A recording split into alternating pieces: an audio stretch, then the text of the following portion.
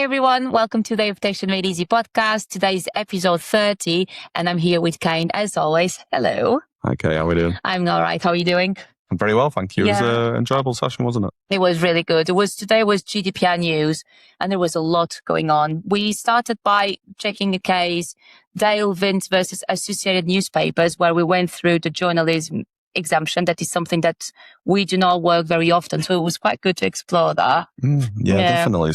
It's nice to do different bits and areas of the law, different sectors and stuff that you don't really get to see. So it's a very interesting conversation, and I'm keen to see if anything develops from it. I'm not so certain it will in the main, but it's a very interesting case, and we really suggest you go ahead and give it a read. We spoke about all sorts of other bits, again, about Meta, talking about, again, some AI in particular, some employee monitoring stuff, and loads of other bits and pieces.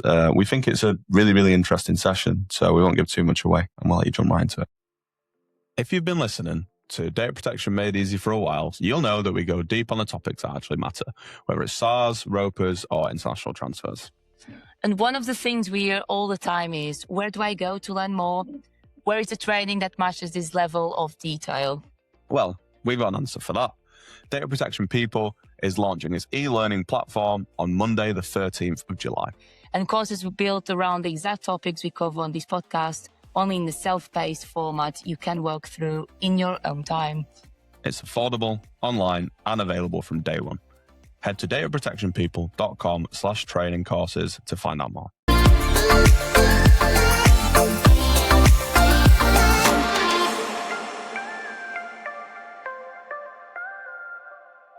Let's jump into the news. Kate, what have we seen in the news this week? Oh, wow.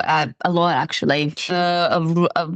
A lot around Meta, a lot around NHS. But one of the things that I would like to talk about, actually, was something that Phil shared with us within this week about a Court of Appeal opens new data protection remedy against misleading headlines. And it was quite interesting because it's a whole decision from the court, because I've seen for the first time while I'm here in DPP working as a data protection consultant, that I'm seeing the journalism exemption being applied and actually causing problems.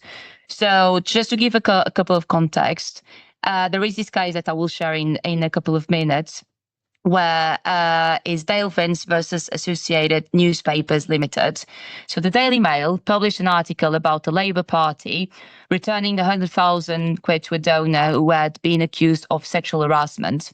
However, immediately underneath the headline were photographs of businessman and Labour donor Dale Vince. Dale Vince was not a donor accused of sexual harassment. So if someone actually read the article, this became very clear that he was actually not part of this.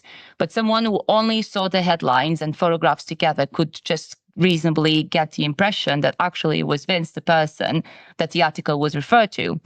So Vince initially pursued a defamation claim, but that failed because of an established principle in the defamation law from another court's decision.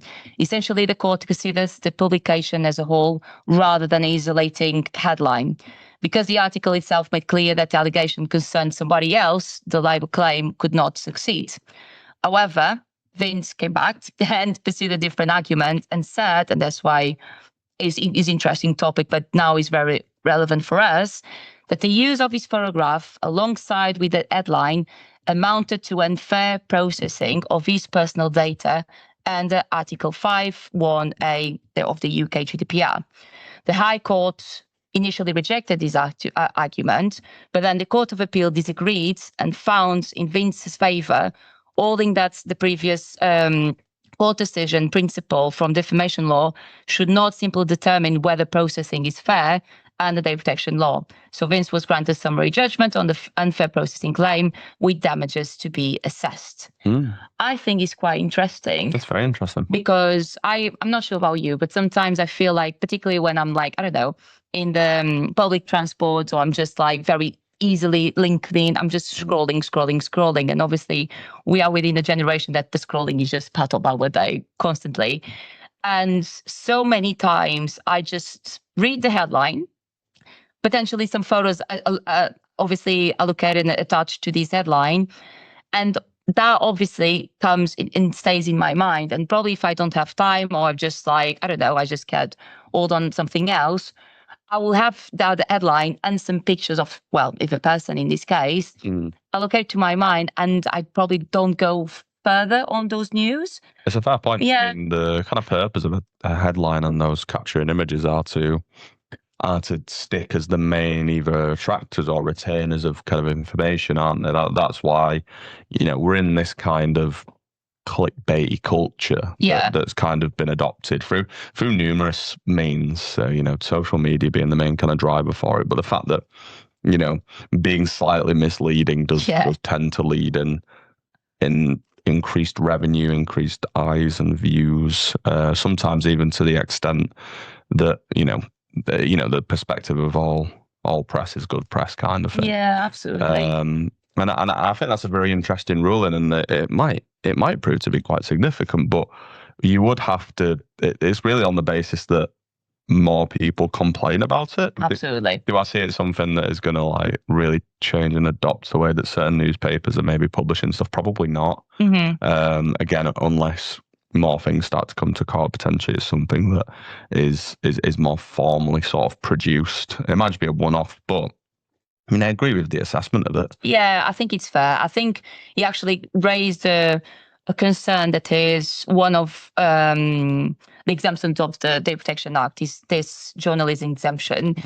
And it's quite linked, if you read it, it's quite linked to the obviously freedom of information and the fact that people need to have access to the information, and therefore the journalisms are here to share to the world what actually happened, and if that actually involves data protection, yes or no.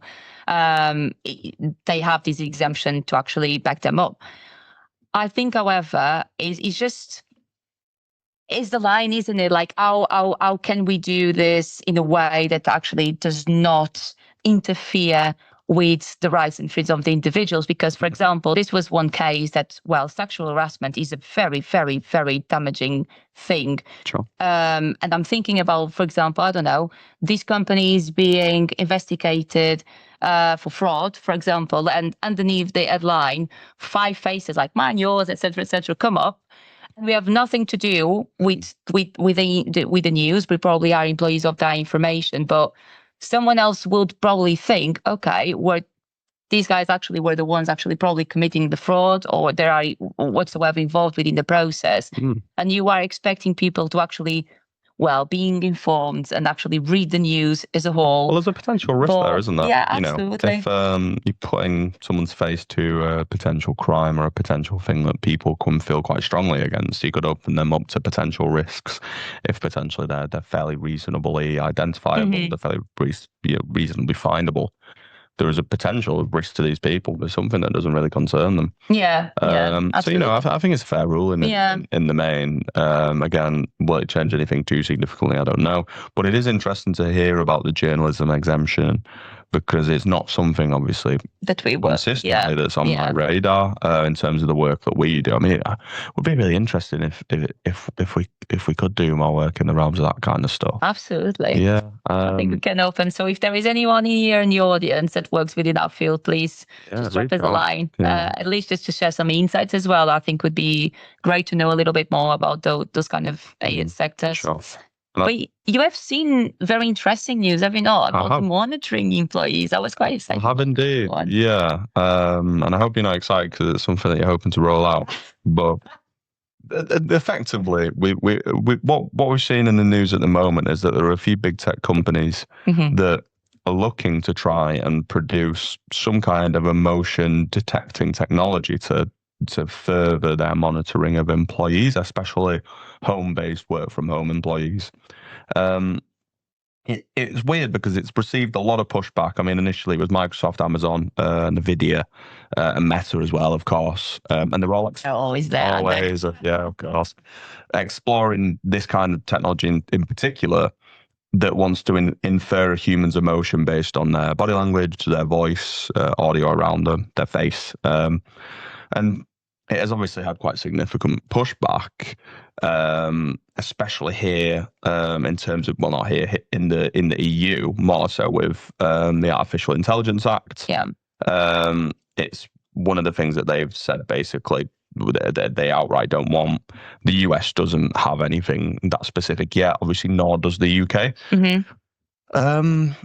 It's interesting, and the reason it's interesting is because why would you want something like that? Absolutely.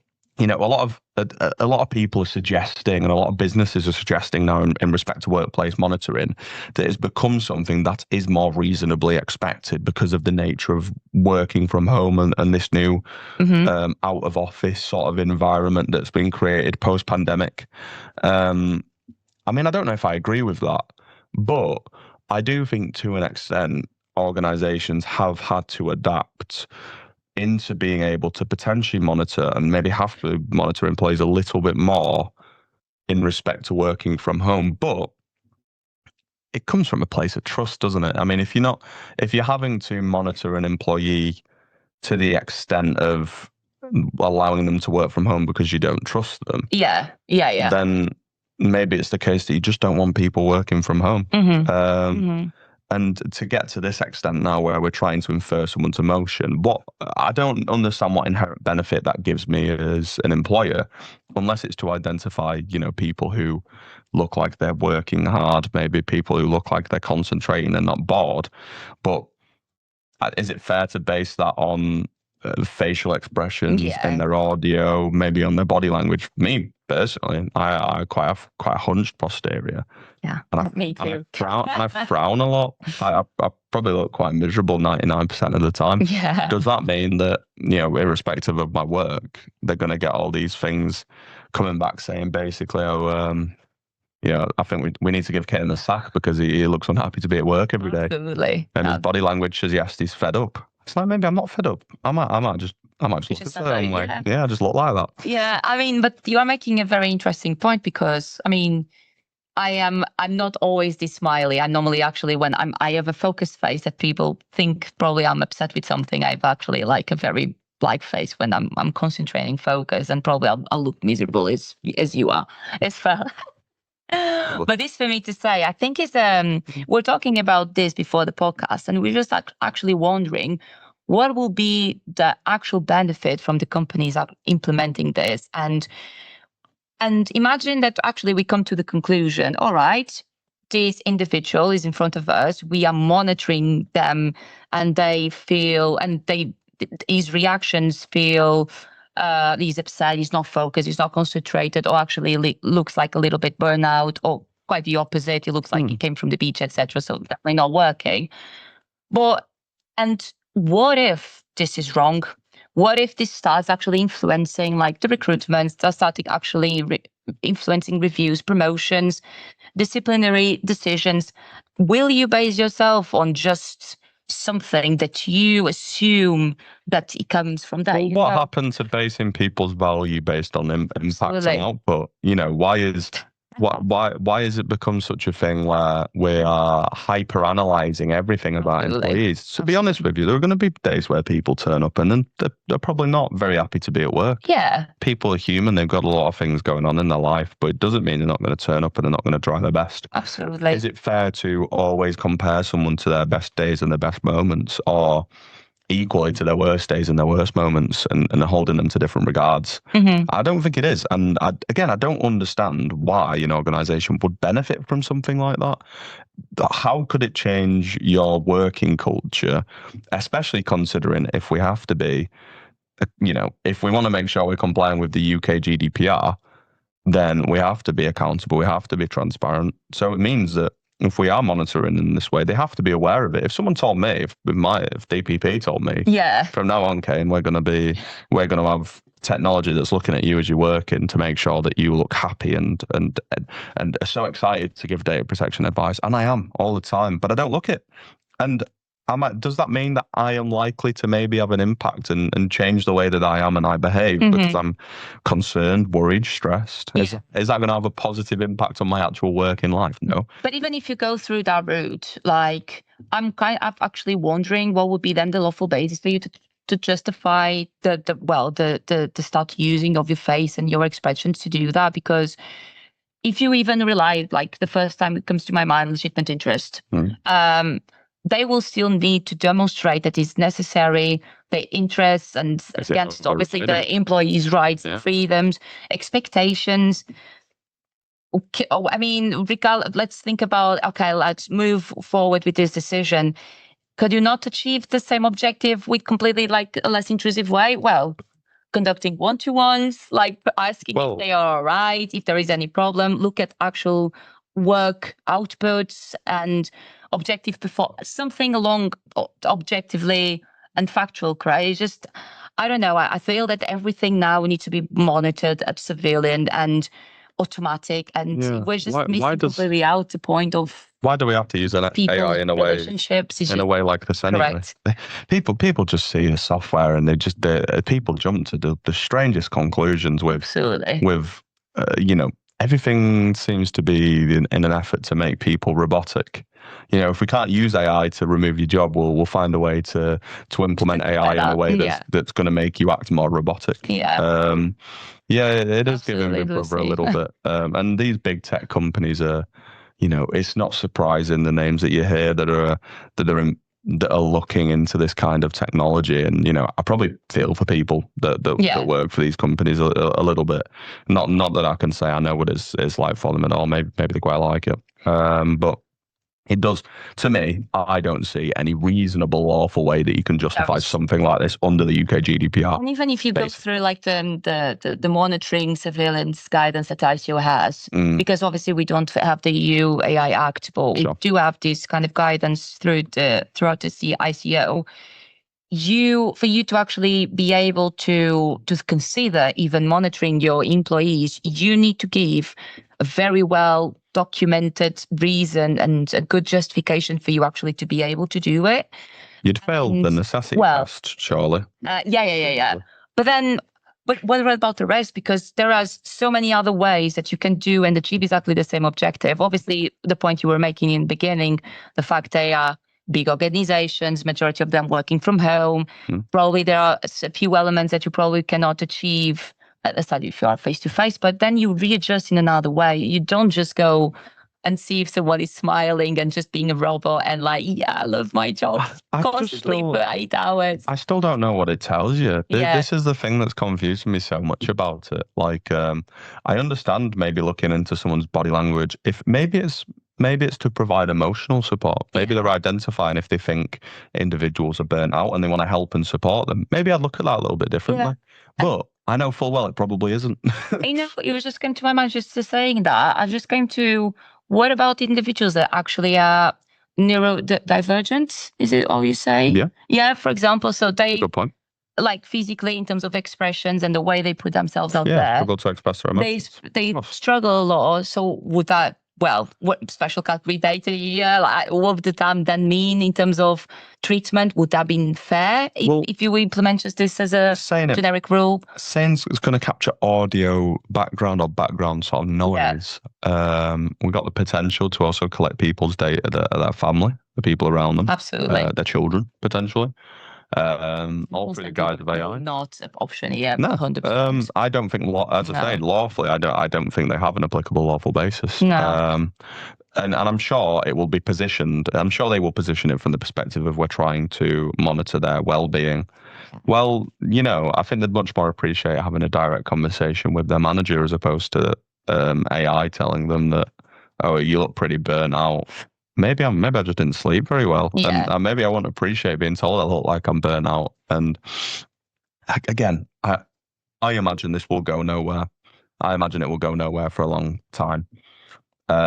Maybe they'll keep trying to push it, but if they do, I'm sure enough people will be able to push back in respect to appealing it. Because as I say, I see no real way feasibly they could even get close to complying with the principles. Not even close. I have the same. I have the same problem, Lucy. They're just like, no makeup today. What does that mean then? No, I think it's quite an interesting point, and definitely wondering what was coming from there. It's not. Well, I guess there's a question to you, maybe outside of the realm of data protection, but do you think it's fair to measure anybody on anything based on strictly their physical appearance? Because that's what it is. We are measuring something based on physically what they are seeing. Mm-hmm. Is that right in any sense of the word?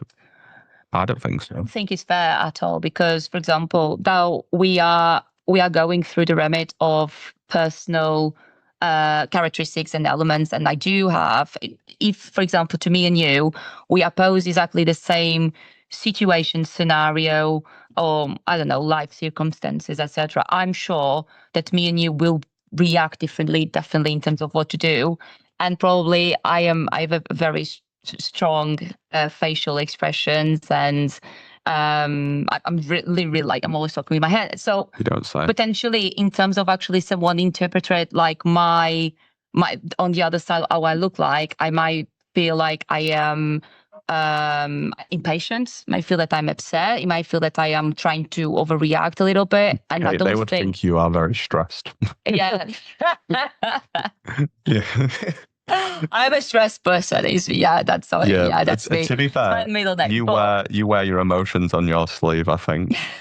I don't think they need AI to figure out what you're feeling. But would that, so bearing that in mind, would that then mean that I will underperform just because I? Yeah, are they gonna maybe? Would that make me a better profile you as an underperformer because of your? You could look as stressed as you want. It don't mean that you can't deliver. It doesn't mean that you can't continue to provide content. And you know what? Sometimes it's not. There's an issue with this employee because they're stressed and maybe they struggle with the workload. Maybe look inwardly to how you run your organizations, Meta, Microsoft, Amazon, and maybe think potentially we are just overworking our employees. And if there's a trend and everybody looks miserable and stressed, maybe have a think about that, as opposed to there's a problem with the individual. It's scary stuff. Yeah, it's just a big brother, isn't it? And I feel that it is always these big dogs involved, and particularly Meta. Meta in whatever regard in terms of monitoring, surveillance, etc. I don't know how they do it, but they are always involved, being with the products, being there with their own internal policies. There are some news about the glasses again. Yeah. There've been talks about them getting banned in a few places. I think I heard they got banned in some events recently, which was good. I like to hear that. But there's recently just been a decision that they're banned in court, which seems pretty fair. I mean, I don't have too much to. They're banned at Wetherspoons. That's a weird place. Interesting place to ban it. Man, is that right, or is just? No, I think that is right. No, I think that is right. I do think that's right. There's a very Wetherspoons. I thought I saw that. Yeah, I do think I thought I saw that, and I kind of laughed at it because I thought you'd probably be able to capture some good stuff in a Wetherspoons. Absolutely. Oh, that's actually a shame. But no, I'm joking, of course. But actually, I'm quite happy with that because. I mean, I do remember it was a couple of episodes ago, I think, where it was someone made a question around, but actually, if we think about that, right, what is then the difference between the glasses and myself using my phone to actually film someone, even if I'm trying to hide it? And in the end of the day, I think it's from an expectation point of view, really, because if I'm with my phone like this, even if I'm just texting someone or just doing whatever, because there is a very big camera pointed towards something, you in principle can be uncomfortable, and you probably will be expecting, not that it's right, but you'll be probably expecting I'm recording you. Whereas with the glasses, the sun outside, I'm just using them because, and there is no further element that you are being recorded. So I'm quite happy with this. I like it, and I hope more places put their foot down about it. Theatres make sense from the perspective of anti-piracy and stuff like that. I'm sure it's likely maybe potentially seeing an increase with these glasses. How they regulate that, I'm not sure. I can probably just keep my glasses in my pocket. And maybe that's the problem, how easy it is. And with a phone, you see the light, and I know cinemas kind of monitor that kind of stuff, don't they? I think it's just nowadays so dangerous. It's so dangerous. But Yeah, it is what it is. Now that we know this, we're going to the Wetherspoon and we see a massive warning, just I've never seen one. I don't think I've ever seen anybody with them. With the glasses? Yeah, but I did get posed a question, and someone posed a question to me on the podcast last week about or maybe the week before, about what do we do if I'm having employees come to me and ask if we can use Yeah. Because I've heard it has some potential decent benefits, language translation in some instances, and depending on the sector you work in, could probably be quite valuable. But it's to what means. And if I am, it's difficult to have a rule for one and a rule for another. And I'm seeing more people alluding to what Shah is saying. Yeah. Because I think that was last week or the week before. About that question that you was posed. Yeah. And I think a lot of people are starting to push back and ban it, basically. Yeah, I think it is easier, isn't it? Like, I think as a business, we need to, this is the reality, and this is going right now. And this facial recognition, glasses, and all these devices, etc., is something that actually is the reality. So we may as well just protect ourselves as an organization, and obviously, depending on if you allow the usage of them, yes or no. Make sure that you include them in your acceptable use policy or some similar documentation internally. Because in the end of the day, if there are any of these questions or actually something happens, you have something else to back you up and to rely on your decision. I think that's I do wonder why Meta made them. I wonder what were the driving force. I felt like an influencer thing. That's always the vibe I got. I know that there is a new model with Kylie Jenner, I think there is. With her voice or something. Yeah, with the voice, like with Kylie Jenner, like on. But honestly, they are such a good in their marketing campaigns, because the glasses, like as a product, like the actual glasses, they look amazing. They are really nice. They are really nice. And obviously Kylie Jenner is, at least within the girls' environment in general, is quite... Well, I've got no feelings. Definitely not say to role model, but it's definitely something. It's so. If they can give me Tony Stark-esque Jarvis glasses, you would maybe I'll think about it. For that. Yeah, I'd think about that. Okay. But for now, they've not got me, and they probably won't have me, because I don't really record stuff. I don't really take pictures anyway. Well, now you know. You guys take notes. Caine does not use those sort of devices. But if anybody, if anybody has made one that's like Jarvis, little AI Jarvis, then maybe I'll buy it off you. If you can. Like, Iron Man's little it's like with AI that he builds. Or Friday, I think one of them gets called Friday. So he gets another one at one called Friday. Yeah. Jarvis would be cooler, I think. I just remember now that you told me, completely out of the blue now, sorry, boy. You told me yes about your protein, Marvel protein. I'm sorry. I'm such a target for for capitalism. I mean, Charlotte is not here, so I'm here on her behalf to kind of make some bullying. I don't see her. I've not heard from Charlotte in ages, actually. I've heard from Shah, but not Charlotte, actually. Maybe she's got bored of us. Maybe we're too repetitive. Just waiting to. Maybe she's waiting for you to come back, Kate, potentially. No, definitely not. Where is she? Well, yeah, true. But have you seen anything else interesting in the news? There's been a few things. We've seen that apparently the islands data protection commissioner is intending to find Match Group, by the look of it, who are the partner company of Tinder, looking between like 8 to 10 million euros over alleged GDPR breaches in regards to their retention, lawful basis, and transparency. Okay, that's interesting.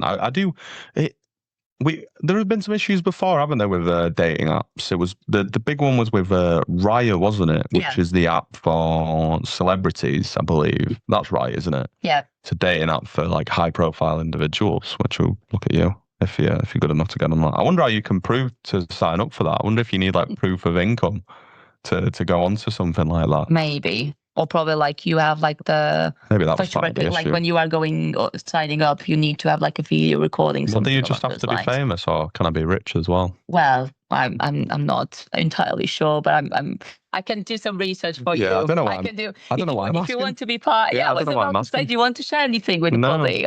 I was just intrigued. Because definitely you are a celebrity. You've been already in the news. You've been on ITV, and you are in the podcast. I'm sorry. I just think how obnoxious. How obnoxious that you have to have a dating app where you and your little celebrity friends can mingle. It's just like a very like niche, isn't it? It's just. I mean, you probably run the real risk of like stalkers, I guess. Maybe that's the issue. Yeah. Well, they will maybe have it's not as right there. obnoxious. Maybe it's not as obnoxious as you should think about that. Me, I can't go on it. Oh, you're a celebrity. I've been news. Post the Data Protection Made Easy podcast, matching with Kylie Jenner. Absolutely. Sounds about right. Oh, I love that. Yeah, that won't happen. I've seen one actually about NHS. And here we go about the data breaches. We had the NHS Blood and Transplant Service that made data breach due to unsecure pager network. So there was a BBC investigation that found this. And according to the reporting, information included names, dates of birth, organs being offered or required, tissue matching information, and calculated reaction frequency information. And I think it's just not administrative information, is it? This is actually quite identifiable, really sensitive information, health information, special category data that's definitely will be involving like vulnerable individual because, well, we are talking about tissue matching information, calculated reactions, organs being offered or required, which means that you might need a transplant, yes or no. So this is actually very extremely vulnerable information. And unfortunately, this is something that I feel that the NHS is always being part of the, part of the topics. There's always every single time at myself and Ken are preparing for the podcast, there is at least always one thing news about the NHS. Yeah. And normally there are data breaches involved within the rest of the headline. Yeah, this is not about the misleading one. This is actually something that I was looking. I thought it was even another piece of news for a second there. It is concerning to the degree you hear about these things with the NHS, isn't it? I mean, we've been doing the podcast together a while. I couldn't think of a time where the NHS hasn't been some part of conversation broadly, at least monthly. Yeah, absolutely. But off the top of my head, not a lot of stuff that's occurred has ever resulted in many financial penalties. I mean, is that because of their sort of status as a public body, maybe? Maybe, but actually that would then tell me like people. Yeah, but then that would be, as an individual, that would then be what I would probably expecting to happen, because I feel that these public authorities and all these members and NHS and bodies, etc., they should be the role models for the following organizations, I think they should be role models. Absolutely. But you've seen that maybe public authorities. Exactly the opposite, isn't it? Yeah, you got the MOD breach, you had the stuff with the NHS. Exactly. Stuff with political parties at the moment, probably Reform mainly, but I don't think that they're the only one by any stretch of the imagination. Just the one that's probably been televised the most in terms of the news. I mean, it's not good. You want the police, big one. You want organisations to be able to lead from example, especially public authorities. Yeah. But they probably also want to be very careful with fining them. Absolutely. With the NHS already probably struggling with its budgets and the money available. So what do you think is the main problem? Because this is a recurrent situation where Article 32 and all the security measures always bring in question the lack of them or insufficient or things. I think nosy people. I'll be honest with you, nosy people. A lot of NHS breaches seem to happen by people accessing things that they shouldn't do and accessing things out of curiosity. So nosy people and inappropriate access controls. It seems like there seems to be a fundamental lack of that, specifically with the NHS. And maybe that's coming from a place of half a picture. I might be looking at this from less than half a picture, but from what I can see, it's so often that it seems like these files are accessible. Yeah. And maybe they have to be accessible, and maybe it's people going above and beyond the means in which they need to. Maybe it's not plausible to lock down that much data to that much degree. And maybe it's the case of they can have all the policy in the world, and it's just because of how much NHS staff exists, it's so difficult to police and enforce. Yeah. Maybe that's what it is, but maybe just because of the size and the natural attention that it's going to get. Again, we're talking about this kind of clickbait culture that has been, kind of adopted. Stuff like this is going to interest people, isn't it? Yeah. And I feel as well, like, I feel particularly with the health sector and the NHS side of things, I feel that it can be, now that you are mentioning about the access controls and restricting that, etc. I feel like within an organization with the normal structure, it's easier to actually limited access because you don't need to have access to HR or finance. And I think with that structure, normal. But when we are talking about potentially people that, nurses, doctors, clinicians, etc., they probably will share exactly the same patient across so many other departments and professionals, etc., might be quite hard actually to limit it certain information to that specific individual, and then probably they want to go home and to continue the work at home because they need to be with their family, and then all the problems the sheer volume of data as well. I think it's easy to look at this one way, but I think there's always a flip side to these kind of things. Do I think it comes from a place of ignorance? No, probably not. And I think they probably are trying very hard. I think they might just be struggling. It's not always possible. And I had this question come up when I was training on Tuesday. I had it come up to me. It's like, well, what do you do when you put all these things in place and you just can't stop people from doing things that they shouldn't? Because from their perspective, that's where they felt that they had a lack of trust in the organizations, and the employees didn't trust the broader team and managers maybe to handle data in the way that they should. And that's necessarily nothing they've done wrong. It's just people who are naturally just maybe a little bit more on edge. And it's more that they've got to understand data protection can only go so far in terms of making people feel comfortable in that regard. What you then have to have a lot of, kind of security in it is in knowing that if these things are not followed, the proper procedural steps then occur in terms of, potential disciplinary. In some instances, it can be, gross misconduct, and be looking at, termination of people's contracts. In some malicious cases, in some very, very limited instances, you're looking at potential criminal offences for altering and deleting things that shouldn't be in respect to some cases.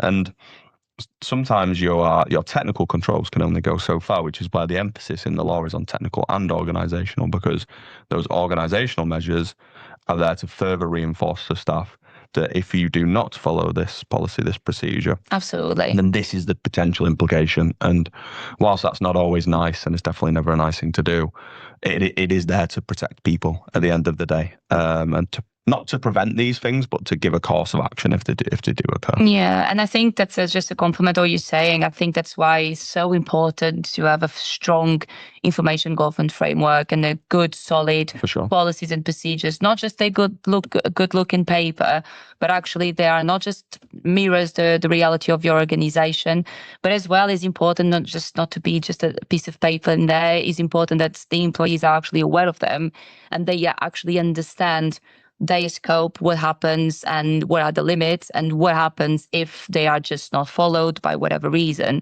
Because I'm sure that, we've seen so many times where actually there is nothing in place, but people know what we're doing, or actually there is so much in place and we feel like, okay, in theory, amazing, but actually person A, do you actually are aware of this policy or procedure? Did you know that you have acceptable use policy that does not allow the usage of X, Y, and Z? Oh, no, I did not. So it's really important to have both sides, and that's why we insist so much to have all the documentation in place. Yeah, and if it's something you're struggling with, then of course we are always here to help as well. I know I mentioned a couple of weeks ago as well about the stairs community for the housing sector. Just bear with us a tiny bit longer, but we will be back with you shortly about that. Some other things have got in the way this week. We've been very busy with some stuff, but do stay tuned. I know a couple of people dropped me some emails after the session last week. Just know I have seen them, and apologies for not getting out to you guys. Just because there was a few, but we'll be back out in touch hopefully quite soon. But yeah, on that note, guys, we're about the 1:15 mark.